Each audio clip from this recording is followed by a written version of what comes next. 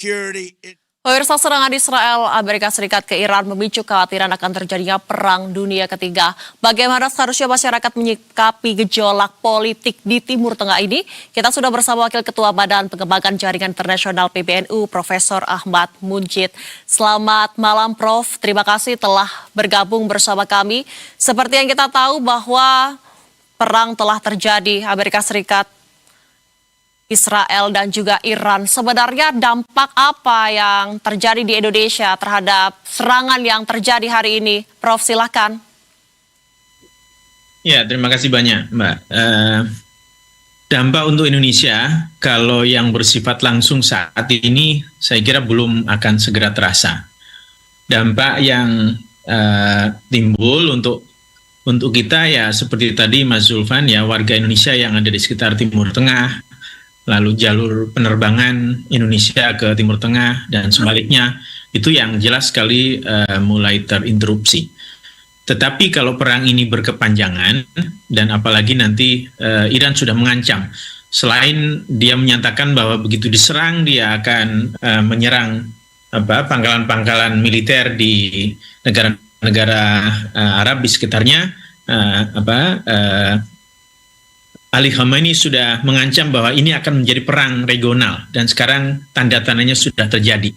Dan kalau akan terus memburuk, salah satu yang akan dilakukan Iran adalah memblokade Selat Hormuz. Kalau sampai nanti terjadi blokade terhadap Selat Hormuz yang merupakan jalur perdagangan minyak dunia, 20% jalur perdagangan minyak dunia itu lewat sana, maka pasti dampaknya akan lebih serius langsung kepada Indonesia. Termasuk naiknya harga minyak. Tetapi sekarang ini karena baru terjadi, kita belum merasakan itu selain yang tadi saya sebutkan. Demikian.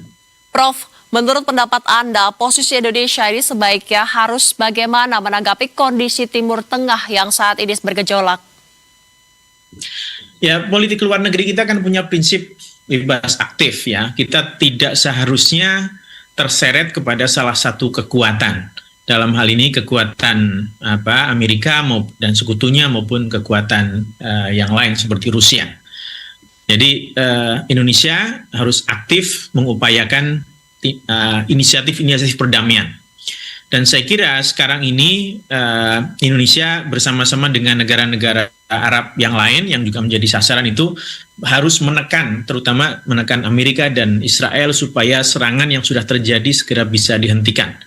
Karena kalau akan terus memburuk, nanti situasinya akan berdampak bagi semuanya, termasuk bagi kita. Indonesia perlu lebih speak up, dan saya kira kesempatan Indonesia sudah bergabung menjadi anggota dari Board of Peace, itu bisa menjadi salah satu jalur apakah kita akan memanfaatkan itu untuk menyuarakan kepentingan kita dan posisi kita atau tidak. Menurut saya itu harus diambil supaya kita bisa tunjukkan kepada dunia bahwa kita tidak semata-mata menjadi penggembira dalam panggung konflik di dunia ini. Prof, selain di Iran, di negara mana saja pemerintah Indonesia perlu mengevakuasi para WNI-nya? Ya, sekarang ini Iran sudah menyerang beberapa negara ya, ada Bahrain, ada Qatar, ada UAE, Saudi, kemudian Irak, kemudian juga Jordan.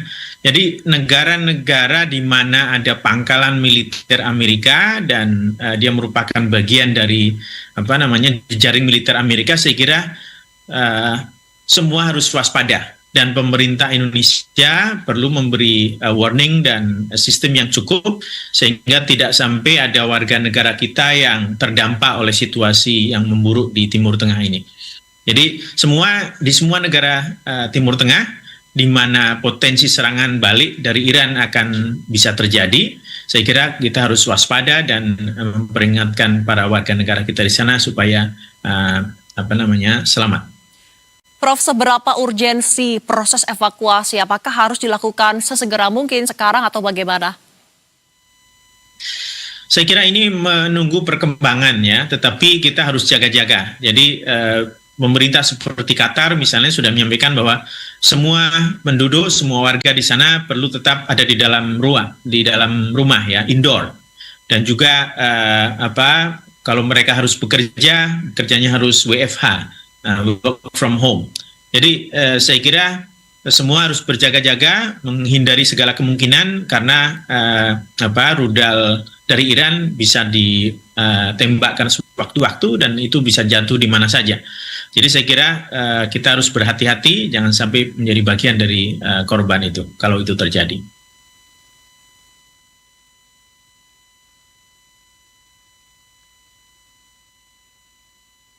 Demikian. Ya, Prof, saat ini Iran masih bertempur sendirian. Apakah kedepannya ada kemungkinan Rusia dan China akan turut membantu Iran berdasarkan pengamatan Anda?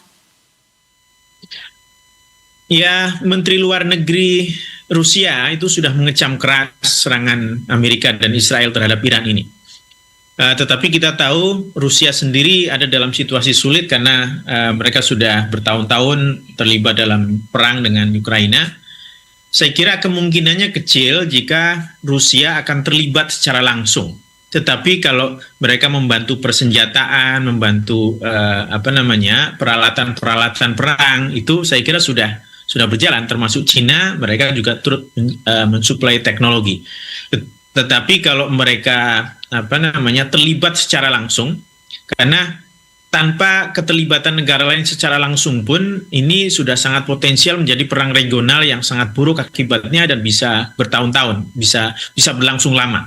Apalagi kalau sampai Cina masuk, apalagi kalau sampai Rusia masuk. Kalau saat ini saya lihat belum akan segera terjadi keterlibatan Rusia maupun Cina. Mereka akan terlibat hanya dengan cara yang tidak langsung. Tapi kita tidak tahu apa yang akan terjadi dan bagaimana perkembangan perang ini dalam hari-hari mendatang. Berbicara mengenai keterlibatan, Prof, keterlibatan Amerika Serikat ini kan sungguh agresif dalam penyerangan ini. Kira-kira apakah ini memang salah satu taktik dari Amerika Serikat untuk menaklukkan Iran dan menguasai minyak yang menjadi salah satu hal yang menjadi sorotan publik? Ya, ini sebetulnya banyak pengamat menyebut ini perangnya Israel. Jadi yang sebetulnya sangat bernafsu untuk menghancurkan Iran, melumpuhkan Iran adalah Israel. Tetapi dia menggunakan tangan Amerika. Jangan lupa, perjanjian damai kemarin sebetulnya sudah mulai menunjukkan cahaya optimisme. Jadi orang-orang yang terlibat di sana sudah melihat ada kemungkinan untuk mencapai deal. Tetapi sehari sebelum rapat pertama Board of Peace di Washington DC, itu Perdana Menteri Israel Netanyahu datang dan misi utamanya adalah memastikan bahwa perjanjian damai tidak berjalan. Dan dari tahun 96 kalau kita mengikuti beritanya, misi utamanya Netanyahu adalah melumpuhkan rejim Islam Iran. Itu yang sudah menjadi obsesi dari dulu, dari tahun 96. Netanyahu sudah berkali-kali berbicara kepada publik, bahkan kepada Kongres Amerika Serikat bahwa Iran sekarang sedang mengembangkan senjata nuklir dan kalau mereka tidak dihabisi, mereka akan bisa punya senjata nuklir dalam beberapa bulan, bahkan mungkin beberapa minggu. Itu sudah sejak tahun 96. 30 tahun kemudian, sekarang ternyata Amerika sudah berkali-kali diakali, itu tidak menjadi pelajaran. Dan jangan lupa, Netanyahu ini tahun ini akan maju kembali dalam pemilu untuk menjadi Perdana Menteri. Jadi dia sebetulnya punya kepentingan sangat besar meraih dukungan publik antara lain dengan menyerang Iran ini. Kemarin itu Trump itu sudah mulai melunak, dia selalu mengatakan akan memilih jalan damai, tetapi setelah kunjungan Netanyahu tanggal 18 itu ke Washington DC, kita tahu sikap Trump kembali mengeras dan kemudian terbukti hari ini atau jam 10 pagi di Iran kemarin itu mereka melakukan serangan. Baik, terima kasih Prof. Ahmad Munjid atas insight yang diberikan. Terima kasih telah bergabung di Berita Satu Malam. Selamat malam dan selamat kembali beraktivitas. Terima kasih kembali. Ya, pemirsa, Kedutaan